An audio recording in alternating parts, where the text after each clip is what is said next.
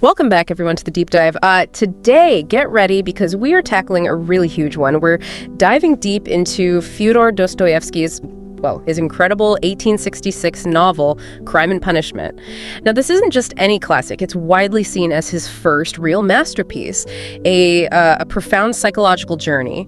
Our mission here is to sort of unpack the story of Raskolnikov. He's this poor ex-student in St. Petersburg. We'll trace his path, not just into crime, but through the intense psychological fallout afterwards and how he finds this unexpected kind of redemption. Okay, so at the center of it initially is Raskolnikov and his really disturbing ideas. He gets caught up in this kind of twisted utilitarian thinking, the ends justify the means, even horrible means. But even more unsettling, he cooks up this theory about extraordinary people who, if he thinks, have a sort of right to transgress, to step over moral boundaries for a higher purpose. And these ideas, these intellectual justifications, they lead him to murder an old pawnbroker, Alyona Ivanovna, and then also her half-sister, Elizaveta, who just happens to walk in. Right. And what's so gripping almost immediately is how the story just moves beyond the crime itself. Yeah. It becomes honestly one of the greatest explorations of the psychopathology of guilt ever written. In any language, it's not just about the act, but the absolute nightmare internally and externally that follows. How guilt physically and mentally breaks him down. And as we go through this, you're going to meet this amazing cast of characters: Marmeladov, Sonia, Razumikin, Dunya, Luzhin, Porfiry, Svidrigailov. They're all so important to Raskolnikov's whole journey. That breakdown, that unraveling you mentioned, it happens fast, doesn't it? He commits the murders, and he's already living in this grinding poverty, this chaos in St. Petersburg. And the guilt isn't just mental, it makes him physically ill. Fever, delirium, the works. But even then, his life starts getting tangled up with others. He runs into Marmeladov, this alcoholic official whose daughter, Sonia, she's had to become a prostitute just to keep the family afloat. And then his old university friend, Razumikin, shows up, and he's really worried about Raskolnikov, who's acting stranger and stranger. Exactly. At the same time, his sister, Dunya, arrives in the city with their mother. Dunya's got her own troubles, too. She just left a job as a governess because her employer, this guy Svidrigailov, was making unwanted advances, predatory, really. And she's planning to marry Luzhin, this sort of pompous, calculating man, mainly because she thinks it's the only way out of poverty for her and her family. So you've got all this desperation, poverty, these terrible choices people feel forced into, all swirling around Raskolnikov while he's already falling apart. Yeah, it's intense. And his illness, like you said, that's a huge part of his torment. He's sick a lot in the book, pushing away his family, pushing away Razumikin when they try to help. But here's something really interesting. Marmeladov gets run over by a carriage, dies tragically.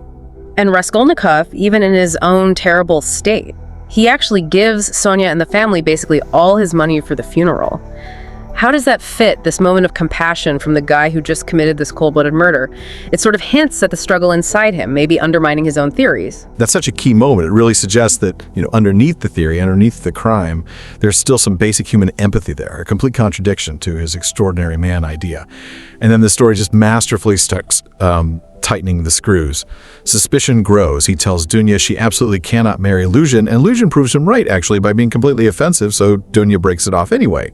Meanwhile, Raskolnikov keeps going back to see Sonia. He's drawn to her, even though he's acting erratically and fighting against any idea of, actually repenting. You can really feel that psychological pressure cooker, can't you? For Raskolnikov and for you reading it. And just when it looks like Porfiry is the investigator, very clever, just when it looks like he's got Raskolnikov cornered, someone else confesses to the murders. Out of the blue. It buys him some time, but Dostoevsky makes it clear the truth has a way of forcing itself out eventually. Later on, there's this memorial dinner for Marmeladov, and Luzhin, that awful guy, he tries to frame Sonia for theft.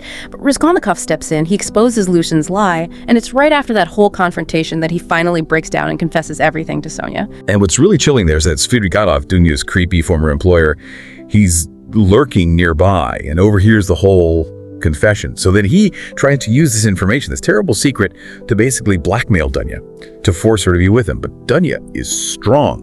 She makes it absolutely clear she will never, ever love him or give in to him. And when he finally gets that, his own path, which was always pretty dark, defined by, depravity and a kind of emptiness, it ends very abruptly. He kills himself.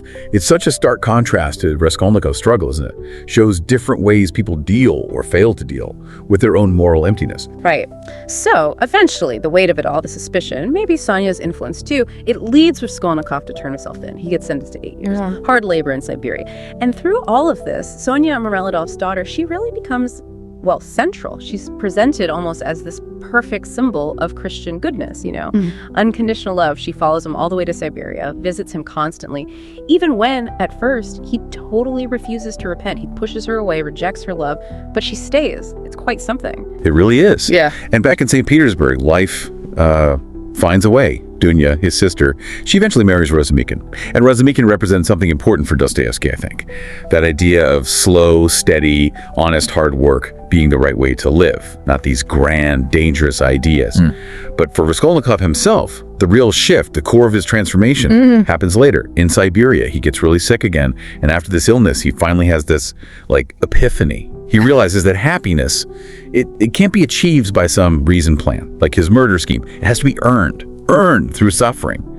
And it's only then, after all that struggle, that he can finally truly accept Sonia's love and maybe begin to return it. So from those initial twisted justifications back in St. Petersburg, living in squalor, through the fever, the paranoia, pushing everyone away, the investigation closing in, confessing to Sonia, it's just this incredible, painful journey. It really shows how guilt can destroy someone, but also how sometimes hitting rock bottom, going through that intense suffering can lead somewhere completely unexpected, towards redemption, towards love, even. Absolutely. And, if we think about the bigger picture here, it really leaves you with a powerful question, doesn't it? In our world today, we're always looking for shortcuts, right? Yeah. Rational plans for success, for happiness, maybe even for fixing society.